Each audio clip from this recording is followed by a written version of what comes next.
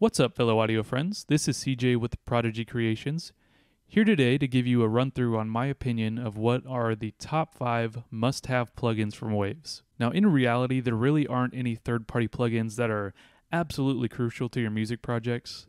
Everything that you truly need is available to you already within your DAW, so I'm not trying to say that you need these plugins, or even that these plugins are going to make your projects automatically sound better. But rather, these are the top 5 plugins from Waves I find myself using the most, and the top 5 plugins from Waves that I would personally recommend. If any of these plugins do pique your interest, I have provided links to each plugin down below in the video description. And in full transparency, they are affiliate links, so if you're already considering purchasing something on my list, I would be super grateful if you use my provided links. It doesn't cost you anything extra, and you would really be helping to support my channel and allowing me to continue to make free content for you. But anyway, let's get into my top 5 list. So I have my latest project opened up here, a song I made called This Abyss, which I recorded on a $50 budget, believe it or not. And I also made a video about that, so definitely make sure to check it out. Let's listen to a quick sample real quick. Looking at the window, I'm just wondering if I ever had a chance in the world to get by. Nobody ever told me it would be like this. I just keep falling down this abyss. Man, I'm going hard every day, but still I can't see no light. Just trying to hold my head above water, and it's such a fight. So the first plugin I want to get into that really helped create the mood of this song really well is the h-reverb. This has become my go-to reverb plugin. One of the reasons I like it so much is because I don't claim to be an expert on reverb by any means, and this plugin has made it super easy for me to find the reverb sound that I'm looking for. Even the default preset it comes with sounds great. I've dragged in the h-reverb to a project and just left it alone a couple times, just because I felt like that was all that was needed. But in this song, I decided to look through some other options I had, and I found that there are a ton of presets that come preloaded into this plugin. So I'm using the large verb on this song right now, but if we go into here, we can see so many different options available to us, different hall reverbs, different room reverbs, plate reverbs, and there's even some reverbs made by pretty famous mixing engineers. So I just like to go through this list, click on them, discover what I like, and then really, personally, the only thing I typically adjust is the reverb time.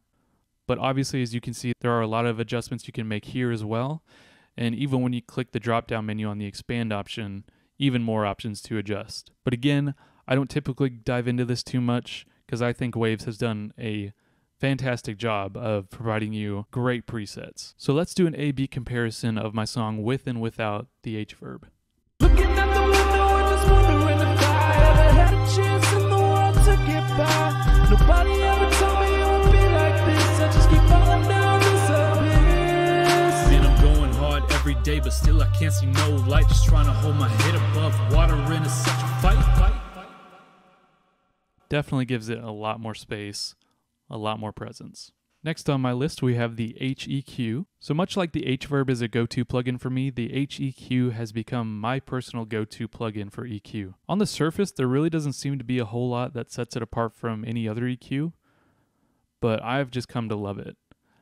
The only word I can think of to describe it is that it's very fluid. The frequency display here, the knobs down here that you use to adjust your gain and the size of your cue, it's just all very streamlined. The display and the adjustable knobs really do make it a perfect hybrid between the analog and the digital feel, which is exactly what the H series is all about. So this EQ comes with 5 adjustable bands, which is more than enough, and it also comes with a high pass and a low pass filter. A couple unique things about this EQ is that it does have a frequency analyzer, so you can see a visual representation of the difference your EQ is making. So for instance, I have this EQ on my verse vocal, and as it's telling us here, the yellow line is representing our input, so in other words, the raw recording of the track before it hits this plugin, and then our blue line represents how the EQ is affecting our recording. So let's play through it and let me show you what I mean. Going hard every day, but still I can't see no light. Just trying to hold my head above water, and it's such a fight. So really cool. Not really necessary, but really cool. Another thing I really appreciate is the fact that it has faders for your input and your output. And the reason I like this so much is because it kind of serves as a reminder to make sure to level match after making your EQ adjustments. I feel like this is a commonly overlooked thing when EQing. You know, at least I'm guilty of doing that. And the last thing I want to mention that's pretty unique to this plugin is that it has different, what I like to call, cue behaviors. So you can change it right here. As you can see, I have all of mine on Digital 2 because that's the one that makes the most sense to me. So I don't personally use all the different ones, but you definitely could go through each bell and choose different cue behaviors. So let me just show you. Digital 2 is the pretty standard way to EQ. So when I adjust the cue, it gets narrower, gets wider. But let's just experiment here. Let's go to US Vintage. If I adjust the cue now, it's doing something totally different. So again, I just tend to use Digital 2 on everything, but you could change each one of these things to something different if you wanted to experiment. Coming in at number 3, we have the almighty L1 limiter. So this is traditionally a peak limiter tool. So for instance, using it on your master bus as a tool to limit the audio from going past 0 dB so as not to cause any audio clipping, but it is way more than just that. This guy has a knack for adding a lot of punch to your mix. So in this project, I use it on an independent bus that I sent all my drums to, and I used it to really bring out the punch and the beef of my drums. So let's just do another A/B comparison. Looking at the window and just wondering if I ever had a chance in the world to get by. Nobody ever told me it would be like this. I just keep falling down this abyss. Man, I'm going hard every day, but still I can't see no light. Just trying to hold my head above water and it's such a fight. So as you can see, it really brings out the presence of the drums, really adds some punchiness and some beef to the kick, and the overall drums as well. Really helps to make them stand out in the mix. So coming in at number 2, as you could probably tell already, I used a pretty dramatic auto-tune effect on the vocals of the chorus.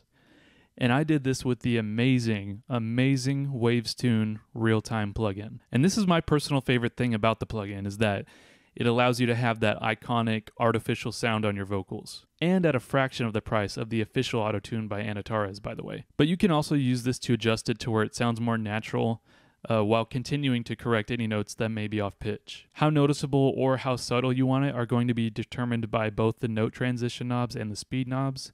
And as you can see, I have both of those knobs turned all the way to the left, which is really giving it that robot artificial sounding effect that I love personally. And as the name implies, it does work in real time, meaning the moment the vocal hits this plugin, it's correcting it right then and there, as opposed to some plugins. The standard Waves Tune actually is a good example. You have to play through the vocal track first, and then after it scans it, when you play it back, then you'll get to hear the pitch correction. So this is going to be the easiest and fastest way to getting better pitch correction. And finally, making the list at number 1, we have none other than the CLA2A. This is a plugin that's actually based on a real analog compressor, simply known as the LA2A, which has been an iconic staple in many recording studios and has been used on a countless amount of hit records. And this is my favorite compressor to use on vocals for 2 reasons. 1, just because it simply sounds great, and 2, it is possibly the easiest compressor to use in the history of ever. Where a lot of compressors have so many adjustable components like ratio, attack, release, etc., the CLA2A only has 2 things you have to worry about, and that's going to be peak reduction and your makeup gain. That is it, my friends. If you're a beginner who is still trying to wrap your head around compression like I was, I highly recommend you to get the CLA2A from Waves. It's simple enough to use, but in my opinion, you're not sacrificing in any way by not having all the other bells and whistles that another compressor may have. I still encourage you to learn all those functions, but in the meantime, try out the CLA2A so you can start to see the benefits of compression without being in a constant state of confusion. Trust me, I've been there, and I wish I had someone to recommend the CLA2A to me. So again, let's just hear an example of what this is capable of. And I actually used 2 of these bad boys on my verse vocals. And that's the great thing about digital plugins, guys, is that, 30 years ago, if you wanted to use 2 LA2A compressors, you would have to buy 2 separate components. But now that we're in the digital world, not only can we buy emulations of these compressors for super, super cheap, but we can use as many of them as we want to. So yeah, let's just do another A/B comparison of how the vocals sound with and without these compressors. Going hard every day, but still I can't see no light. Just trying to hold my head above water and it's such a fight. They gave me everything to help get me in, but they left me in the hole. They step back, you'll see this looks like the pyramid. I'm not trying to be cynical, pessimistic, or dispirited. Awesome effect, gives the vocals a lot of presence. Great compressor, check it out. So that wraps it up for this video today, guys. Thank you so much for taking the time out of your day to watch my video. And just as a reminder, I have links that will lead you to all of these plugins covered in the video today down below in the video description. If you're interested in purchasing any of these plugins, make sure to click those links down in the video description I provided so that you can help support my channel. And with that, guys, this is CJ from Prodigy Creations. Happy creating.